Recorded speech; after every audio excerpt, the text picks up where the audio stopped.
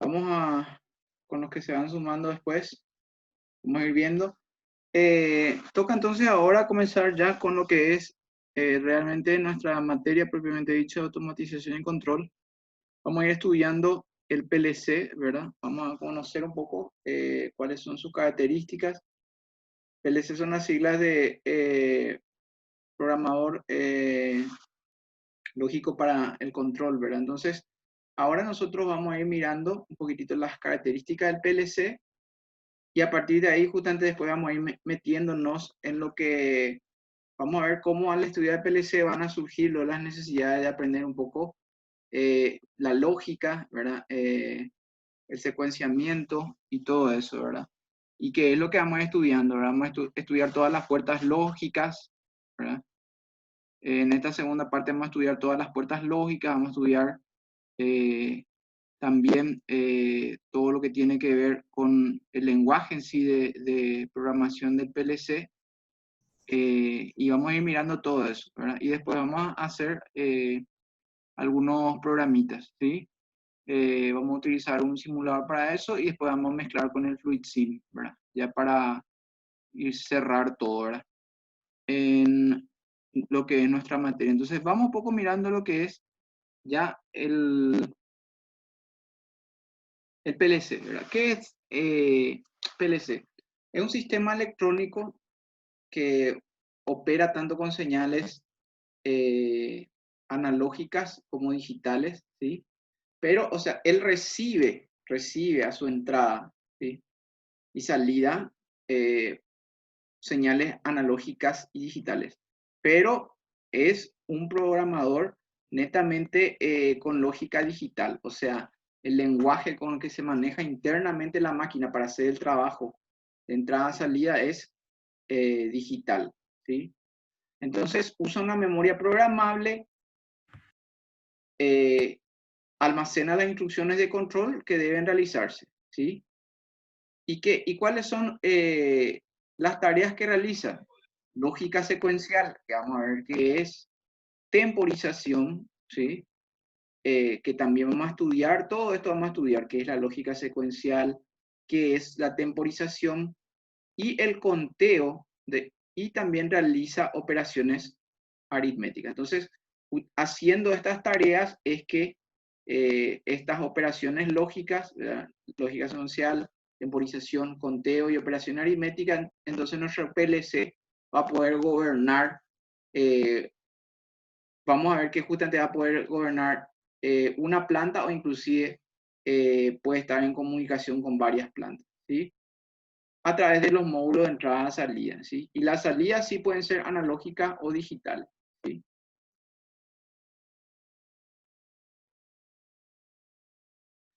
Entonces, eh, ¿cuál es la ventaja? ¿Por qué no uso directamente una computadora? De hecho, que las computadoras aparecen en una capa superior y el PLC, vamos a decirle, un computador industrial justamente, ¿sí? ¿Cuáles son las ventajas que yo tengo ahora? Voy a tener un control más preciso, ¿sí? ¿Por qué? Porque es una computadora dedicada a este tipo de procedimientos. Está optimizado su diseño, ¿verdad? Su estructura, sus componentes. Todo está optimizado para trabajar en un entorno industrial. Entonces mi control va a ser más preciso, voy a tener una rapidez de respuesta, ¿sí? Voy a poder controlar mejor los procesos, ¿verdad? ¿Por qué? Porque si yo utilizo una computadora normal, esa computadora no está preparada para trabajar en entornos industriales, ¿verdad? Se puede deteriorar lógicamente y la estructura en sí de la máquina, tanto desde el punto de vista del software, el hardware, ¿verdad? Y el diseño, la arquitectura no está preparado como para trabajar en un entorno industrial, ¿verdad? Entonces yo naturalmente, todas esas ventajas voy a tener cuando utilizo el PLC. Voy a tener una seguridad de mis procesos, voy a poder monitorear mejor el funcionamiento de mis dispositivos, ¿sí? Voy a tener un menor mantenimiento porque yo voy a probablemente detectar más rápidamente dónde está una avería, ¿sí? Eh, y para lo que es mi trabajo, en servicios o lo que yo estoy automatizando. Por ejemplo, les comento nomás, por ejemplo, el tema de los respiradores para esta enfermedad que vino, el COVID-19, los respiradores que se hicieron en Paraguay trabajan con PLC, ¿verdad? ¿Sí? ¿Por qué? Porque es más preciso trabajar. Cuando se quiere automatizar un proceso, ¿verdad? Eh, generalmente se utilizan los PLC, ¿sí? La detección es más rápida, las averías que pueden tener también se pueden resolver más rápidamente, ¿sí? Eh, y otra cosa es también que pueden gobernar varios actuadores, o sea, pueden gobernar actuadores neumáticos, hidráulicos, eléctricos y otros tipos de actuadores inclusive, ¿sí? Entonces, estas son las ventajas que tiene trabajar con el PLC, ¿sí? La desventaja es que justamente van a ser ustedes, nosotros, los ingenieros que estamos especializados en el área, somos los que vamos a poder trabajar con este tipo de equipo y de pronto algún que otro técnico, ¿verdad? Que conozca, ¿verdad? Pero necesita una mano de obra especializada, ¿sí? Otra desventaja es que se centraliza el proceso. O sea, ¿por qué? Porque el PLC es como el cráneo de ahí de mi planta, ¿verdad?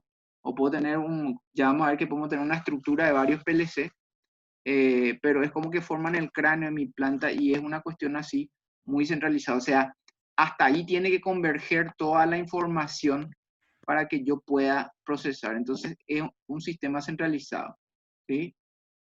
Necesita que las condiciones ambientales, si bien es cierto que es mucho más resistente que un computador normal, tradicional, evidentemente igual requiere de ciertas condiciones para poder operar, ¿sí? Otra cosa es que eh, para tareas así muy pequeñas o sencillas tiene un mayor costo, ¿verdad? Pero ese costo entonces se compensa con el hecho de que es mucho más seguro, más intercambiable, ¿sí? O sea, yo podría agarrar, escribir un programa sencillito en una computadora, inclusive bajarme internet, algo y tirar por una computadora normal y con eso controlar un proceso. Puedo hacerlo, ¿verdad? Ahora, de que eso sea robusto, que en un entorno industrial, ¿por qué? Porque hago procesos repetitivos, a veces dentro de un entorno de servicio industrial, un cajero automático está todo el día, ¿verdad? Expuesto al sol, al polvo, la gente a veces manipula mal los controles, ¿verdad? Entonces, todo ese tipo de cosas necesitan de una maquinaria, ¿verdad? Un PLC especialmente diseñado, más allá de tener una computadora genérica, ¿verdad? Entonces, es cierto, va a ser más barato quizás, pero no va a ser más robusto, no va a ser más confiable, ¿sí? Por eso utilizo el PLC. Importante entonces tener claro eso, ¿sí? En general, ¿qué va a hacer? ¿Sí? Un CPU estructuralmente se parece mucho, ¿verdad? A lo que es naturalmente una computadora, porque es una computadora, ¿sí? Sencillamente, como decimos, la forma en que está dispuesto esto, la forma en que están dispuestos estos elementos, ¿verdad? Los circuitos de entrada, los circuitos de salida, la memoria de trabajo, está preparado para trabajar en un entorno de alta demanda, ¿verdad? Industrial o de servicios, ¿verdad? Porque como siempre decimos, estamos hablando no solamente de industrial, sino de servicios, porque al fin y al cabo, por ejemplo, el respirador que mencionábamos, ¿verdad? Que se hace con PLC, es un entorno de servicio, un servicio hospitalario, en este caso, que se da con el dispositivo. Entonces, siempre cuando hablamos, nosotros estamos hablando de automatización para servicios también, no solamente para lo que es la industria, ¿verdad? Entonces, naturalmente, al ser una computadora va a tener una CPU, ¿verdad? Que es el procesador central, ¿sí? Probablemente no va a tener quizás toda la velocidad que tiene un procesador dedicado a otras cosas, que sé yo, que tenemos nosotros en nuestra casa, pero es un procesador dedicado a ese trabajo industrial específico, ¿sí? Va a tener una memoria de programa, ¿sí? Y la memoria de trabajo, ¿sí? Va a poder, justamente vamos a mirar enseguida cuál es la secuencia en la cual va ejecutando el programa, ¿sí? Y también una memoria de trabajo, ¿sí? La memoria de programa puede guardar una memoria del tipo flash, la memoria de trabajo, por ejemplo, una memoria RAM, ¿sí? de acceso randómico, más rápido, ¿sí? Entonces, va a tener todos los circuitos de entrada que vamos a enseguida a ver de qué se puede tratar eso, los circuitos de salida naturalmente, ¿sí? Y los circuitos de salida generalmente van a estar ya con los actuadores, ¿sí? Actuadores neumáticos, todos los actuadores que estuvimos viendo, ¿verdad? Y los sensores le van a estar dando la información de si hizo o no hizo bien su trabajo, ¿verdad? Los sensores van midiendo, así como cuando estudiamos los sensores, ya sabemos todo lo que hacen los sensores. Bien, temperatura, velocidad, una serie de parámetros le van dando a nuestro equipo para que él tome las decisiones. Y naturalmente vamos a estar acá nosotros, los programadores, que le vamos a decir qué hacer frente a esto que va sensando, qué acciones tomar, ¿verdad? Y luego, muchas veces se realimentan o a veces es circuito abierto. Si existe una realimentación, si es que el actuador le vuelve, los sensores vuelven a informarle a la CPU de qué hizo este actuador, hablamos de un ciclo cerrado. Ahora, si después de que se hizo el actuador, los sensores no realimentan eso, entonces es un circuito abierto el tipo de control que hace, ¿sí? Y acá estamos naturalmente nosotros los técnicos ingenieros programando dentro de este diagrama, ¿ok? Vamos. Entonces la CPU, la unidad central de proceso, en realidad, desde un punto conceptual, muchas veces tanto a la memoria como al procesador, ya a eso se le llama unidad central de proceso, ¿sí? Es la inteligencia del sistema, ¿sí? Realiza las tareas de control interno y externo, ¿verdad? Va a interpretar las instrucciones o códigos de operación que están almacenados en la memoria, ¿sí? Y los datos que obtienen de las entradas y salidas, ¿sí? Genera, entonces, a partir de los datos que recoge las entradas, él va a generar salidas, ¿sí? Entonces, eso es importante comprender que en la jerga normalmente la unidad central de proceso en realidad está albergando también ya a la memoria, ¿sí? Va a interpretar entonces los códigos, las instrucciones que yo le voy a dar a mi PLC y va a trabajar con la entrada y como resultado va a obtener las salidas, ¿sí? Entonces, básicamente, lo que él va a hacer. El cerebro total entonces va a ser la unidad central de procesamiento que conceptualmente también podría contener a la memoria, ¿sí? Las entradas, ¿sí? Son los dispositivos discretos, ¿verdad? De tipo encendido, apagado, ¿sí? Estamos hablando, ¿se acuerdan cuando hablamos de detectores? Cuando hablamos de detectores hablábamos de que justamente ellos hacían encendido, apagado, o sea, detectaban alguna variable física y pasaban a un estado activado. Por ejemplo, un final de carrera se comporta más bien como un detector, o sea, él detecta que la cinta, ¿verdad? Una cinta transportadora, ¿verdad? O alguna caja, está topeando, está terminando su recorrido, entonces ahí envía una señal de encendido o apagado, ¿sí? Justamente entonces como entrada podemos tener los pulsadores, los detectores, como estamos hablando, detectores de proximidad, final de carrera, pueden ser también botones que yo enciendo y apago. Entonces, esto también me puede dar entrada, ¿sí? Y después, naturalmente, los sensores también le pueden estar dando una información al PLC para que él inicie su trabajo, ¿verdad? En realidad, como vamos a ver, él va a combinar varias entradas con las puertas lógicas, AND, ¿verdad? OR, ¿verdad? Vamos a ir viendo todo eso y así va a ser. O sea que en realidad generalmente va a tomar la información de más de una fuente antes de comenzar a hacer un trabajo. Va a combinar esa fuente, ¿sí? Tal cual como vemos aquí. Por ejemplo, en este caso, ¿verdad? Esta señal tiene 3 entradas, ¿sí?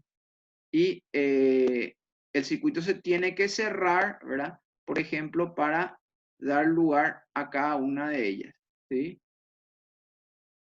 Acá tenemos un pulsador, y acá tenemos llaves que hay que cerrar, ¿sí? Todo eso, entonces, las señales eléctricas de entrada generalmente son de 120 si son corriente alterna o de 24 si es corriente directa. Esto es lo usual en los pulsadores, en la PLC, pero bueno, hay también en el mercado otro tipo de dispositivos, ¿verdad? Que soportan también inclusive 240 voltios, que es lo que hay en nuestro país normalmente, ¿verdad? Es importante también, obviamente, todo eso van a ustedes observar qué tipo de entrada y salida necesita su sistema, ¿verdad? Qué tipo de señal eléctrica tiene, ¿verdad? Pero lo usual es manejarse con estos valores. Ahí, entonces, es lo que decíamos, a las entradas vamos a tener pulsadores, vamos a tener sensores, dispositivos que me van a estar dando la información. ¿Okay? A la salida, naturalmente van a estar los dispositivos que van a hacer el trabajo, por así decirlo, ¿verdad? Solenoides, ¿verdad? Vamos a tener electroimanes, eh, todo lo que podamos, ¿verdad? Las válvulas, como habíamos visto, las válvulas de control direccional neumáticas, hidráulicas, ¿verdad? Son accionados por PLC. Los PLC, entonces, en base a la información que se quiere eh, o al proceso que se quiere tener, entonces esas van a ser las salidas de nuestro PLC, ¿sí? Naturalmente pueden ser de tres tipos, ¿sí? Tipo relevador o relé, ¿verdad? Los relés, como habíamos visto en la primera clase, ya le estudiamos a los relés, ¿verdad? Los relés pueden manejar, sencillamente, producían una corriente y llevaban a un estado abierto o cerrado, ¿sí? Y en base a eso hacen toda su lógica, ¿sí? Entonces, pueden manejar tanto corriente alterna como corriente directa, ¿sí? La corriente alterna generalmente eh, es hasta 2,5 amperes. Fíjense que son circuitos de potencia ya, ¿verdad? ¿Por qué? Porque 2,5 amperes ya es una intensidad de corriente apreciable, ¿verdad? 10 amperes, ¿verdad? Inclusive después, evidentemente, hay circuitos mucho más grandes que manejan mayor amperaje, ¿verdad? Pero también, como habíamos visto en la parte de actuadores, bien podrían utilizar, ¿por qué no?, actuadores neumáticos, hidráulicos para hacer el trabajo. Bueno, otro tipo de salida que se puede tener son los transistores, ¿sí? Ahí están todos los transistores de potencia, triac, diacs, ¿verdad? Todo ese tipo de transistores podrían estar a la salida de un PLC también, ¿sí? Y a partir de ahí tirar justamente amperajes, porque a la entrada tienen 0,5 amperes, pero después pueden administrar mayor cantidad de amperaje, ¿sí? Lo interesante de los transistores es que no tienen partes móviles. El relé sí, el relé tiene partes móviles, ¿verdad? El imán que excita y hace que se mueva, que vaya de encendido a apagado, viceversa, naturalmente tiene partes móviles el relé. El transistor no, el transistor es de estado sólido, ¿sí? Y lo interesante es que pueden tener una respuesta mucho más rápida, ¿sí? De fracciones de segundo, de milésimas de segundo inclusive, ¿verdad? Entonces, en ese tipo de aplicaciones donde la velocidad es algo importante, la velocidad de respuesta, entonces las salidas de estado sólido con los transistores de potencia son los más indicados, ¿verdad? Bueno, entonces el principio de funcionamiento de un PLC. El procesador va a almacenar el estado de las entradas, ¿verdad? Al sistema en una memoria, ¿verdad? Llamada tabla de entrada-salida, para su posterior empleo durante la resolución de las instrucciones del programa. Entonces, eso es lo que hace el procesador. Básicamente eso es. O sea, no hay mayor secreto que eso.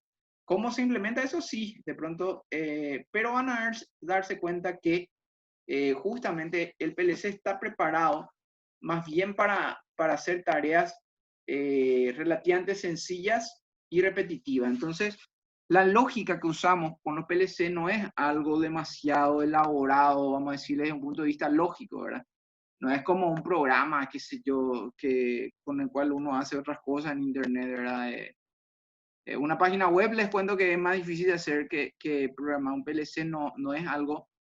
Evidentemente, todo depende naturalmente de la cantidad de tareas, ¿verdad? Si voy a estar en una enorme planta industrial que tiene un montón de procesos, probablemente la cosa va a ser bastante diferente, ¿verdad? Pero en la práctica, generalmente se quieren automatizar, pequeñas partes se van armando, ¿verdad? Para dar un todo, ¿sí? Entonces, los PLC se van encargando de tareas que desde un punto de vista lógico no son demasiado complejas, ¿verdad? Pero sí son muy precisas. O sea, hay una, justamente de eso se trata, ¿verdad? De encargarle de tareas bien específicas y que realice bien. Eso es el sentido por el cual utilizamos los PLC, ¿sí? Tiene una tabla de entrada y salida naturalmente en su memoria para las entradas y de acuerdo a las instrucciones que le carga el programador, entonces va a dar un resultado. Tenemos los PLC compactos también, ¿sí? Esto es una modalidad que hoy en día se está usando mucho, ¿verdad? No solamente los equipos más grandes, tenemos lo que son de un solo bloque, ¿verdad? Que justamente están pensados en hacer tareas sencillas como temporización, por ejemplo, ¿verdad? De una serie de actividades. Van a ver mucho esto que a veces la gente ni le llama PLC, ya le llama temporizador nomás ya, ¿verdad? Porque en realidad se parece mucho. El temporizador generalmente es un poco más pequeño, ¿verdad? Porque hace exclusivamente eso, temporizar, ¿verdad? Pero este tipo de PLCs eh, generalmente, en este caso, no tienen muchas entradas ni muchas salidas, ¿verdad? Esa es su característica. Evidentemente tienen pocas entradas y salidas para hacer tareas bien específicas y pequeñas, ¿sí? Eh, Después tenemos eh, los PLC, vamos a decirles, típicos, los PLC más grandes, ¿verdad? Tenemos una fuente de alimentación, ¿verdad? ¿Por qué? Porque se prepara justamente para trabajar, porque pues una computadora normal, por ejemplo, evidentemente siempre puede haber problemas de alimentación, ¿verdad? De que recibe mayor cantidad de voltaje, corriente de lo que en realidad necesitaba, o menor cantidad, ¿verdad? Entonces siempre hay un problema con la adecuación eléctrica de la señal de entrada. Entonces, el PLC, como va a ser algo robusto, algo que va a trabajar de manera confiable, repetitiva en un entorno industrial o de servicio, entonces naturalmente va a tener una fuente de alimentación especializada.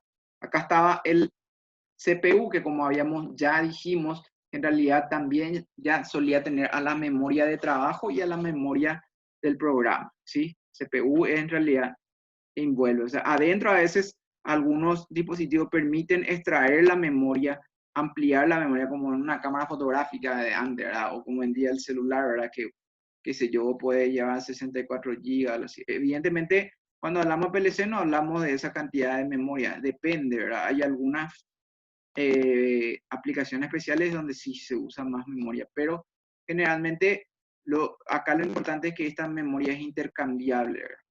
Después tenemos el procesador de comunicaciones, que generalmente va a hablar en Ethernet, ¿verdad? Con otros dispositivos, ¿verdad? Por ejemplo, va a presentar en una pantalla el resultado de los procesos industriales, o en una impresora puede estar imprimiendo un informe, ¿verdad?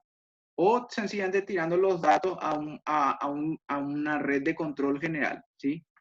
Sí, porque en realidad, entonces, fíjense que ahí la computadora normal va a monitorear nomás ya lo que hace el PLC, pero vamos a decirle que el trabajo duro, el trabajo repetitivo, constante, confiable, le va a encargar al PLC. Él ya va a monitorear nomás ya, entonces, por medio de esta tarjeta de comunicaciones, cómo está funcionando el PLC, qué también está gobernando el proceso para el cual se le tiene. Y naturalmente están los módulos de entrada-salida, donde se tienen entradas y salidas digitales. Y acá entonces es donde en realidad ocurre toda la cosa, ¿verdad? Acá vienen los sensores, acá salen hacia los triac, hacia los actuadores, hacia las válvulas, ¿verdad? Todo pasa acá, ¿verdad? En la parte de entrada-salida, ¿sí? Y a veces también inclusive tienen espacio reservado para que uno pueda ir ampliando de acuerdo a lo que vaya necesitando, ¿sí? Entonces, esta es la estructura modular más tradicional, más convencional, ¿verdad? Eh, que es, con lo cual los autómatas programables trabajan, ¿verdad? Los PLC, ¿sí? Entonces acá hace un poquitito también, va poniendo en esta lámina para que no sea fácil más o menos ir interpretando. Entonces las entradas de 220 a 130 voltios, 120, la salida 24 DC, a veces son 12 también. Ahí depende mucho de la fuente de alimentación. Naturalmente nosotros estamos en Paraguay, normalmente nuestra fuente de alimentación va a ser 220 a 130 voltios. Esto va a ser así, ¿verdad? Ahora, las entradas, esto sería la fuente de alimentación desde el punto de vista de energizar todos estos módulos, ¿verdad? Porque después están las entradas en sí que tienen que ver con las mediciones que queremos hacer, con el trabajo que queremos hacer, ¿verdad? Generalmente algunos equipos inclusive ya tienen luego dos tipos de módulo de entrada-salida. Uno para lo que es netamente digital, ¿verdad? Sensores digitales, interruptores, proximidad. ¿Se acuerdan que cuando estudiábamos los sensores tenía un pequeño modulito que hacía la adecuación de esa señal, ¿verdad? ¿Por qué? Porque él a veces medía algo analógico, pero cuando estudiamos los sensores ya veíamos que tenían una parte donde adecuaban ya la señal, ¿verdad? Entonces la mayoría de los sensores en realidad ya están tirando una señal digital, ¿verdad? La mayoría de los sensores. Entonces, muchos PLC inclusive vuelven a dividir su módulo de entrada-salida en algo especializado para la parte digital, ¿sí? Y después también actuadores digitales, ¿verdad? Lo que habíamos dicho, válvulas neumáticas, hidráulicas, ¿verdad? Pueden ser lámparas también. Realmente la actividad que podamos nosotros hacer, ¿sí? Y luego, inclusive, entonces, estos dispositivos, la parte de lo que es entrada-salida analógica, lo harían en otro módulo especializado, ¿sí? Termopares que ya habíamos visto, todos saben ustedes muy bien que son los termopares, que tienen una resistencia que varía con la temperatura de manera positiva o negativa. Los potenciómetros, ¿verdad? Que en base a la posición cambia el voltaje, la posición de la resistencia, ¿sí? Los variadores de velocidad también, todo eso ya estudiamos, ¿verdad? Entonces, esos son sensores analógicos y eso entonces algunos PLC van encarando en otro módulo, ¿sí? Y luego hay algunos módulos especiales inclusive, ¿sí? Que se pueden comunicar con chips, ¿verdad? Como los controladores PID, ¿verdad? Que son otro tipo de controladores, ¿verdad? ¿Por qué? Porque hoy en día la electrónica gobierna mucho, ¿verdad? Entonces, se tienen también esta clase de módulos, ¿verdad?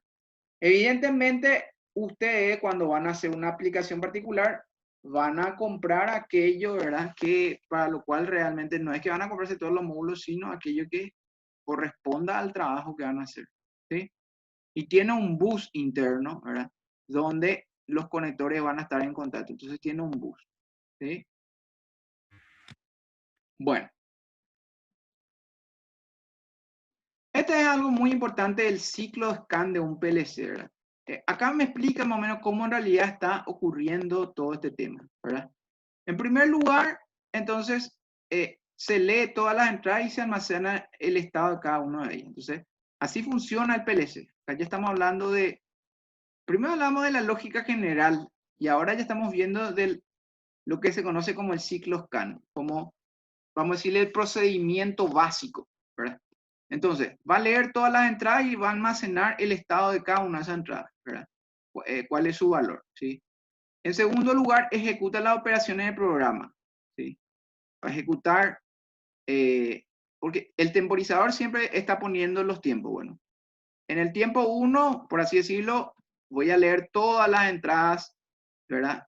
Y voy a guardar el valor que yo estoy leyendo de esas entradas, ¿sí? Segundo lugar, voy a ejecutar todas las operaciones del programa siguiendo el orden en que se han grabado. Entonces, ahí las instrucciones yo voy poniendo por tiempo, hacer esto, esto, esto. ¿Verdad? Ya cuando trabajamos en el simulador, vamos a ver eso, ¿verdad? La temporización es muy importante, ¿verdad? Entonces, en un tiempo se hace una tarea, en el otro lado otra, en la otra. Se le dan dando las instrucciones. Vamos a ver cómo se le pueden dar las instrucciones al PLC. Entonces, lo primero, almacena las entradas con su actual valor. En lo segundo, entonces, va a ejecutar las operaciones que le está dictando el programa, ¿sí? De acuerdo a cómo se grabó. En tercer lugar, va a escribir el resultado de las operaciones en la salida, ¿sí? Entonces, después que hizo todas las operaciones, va a escribir en la salida, ¿sí? Una vez escritas todas las salidas, ¿sí? Activando, desactivando lo que tenga que activar, desactivar, ¿sí? Va a repetir el paso 1. Y esto es lo que se conoce como el ciclo SCAN, ¿sí? ¿Por qué? Porque esto se hace de manera indefinida, ¿sí?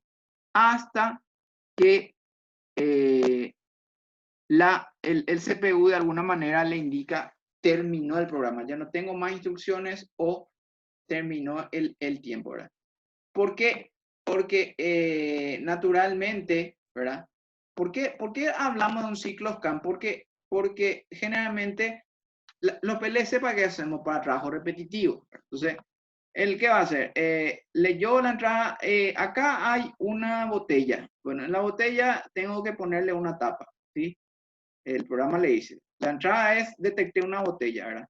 Entonces, el programa dice, a la botella poner una tapa, estoy en el paso 3. Entonces, a la salida va a ser una señal para el actuador, que pasó un actuador eléctrico, un cilindro eléctrico, como vimos, ¿verdad? Entonces, le envía una señal al cilindro eléctrico, ponerle la tapa a esa botella que apareció ahí, ¿verdad?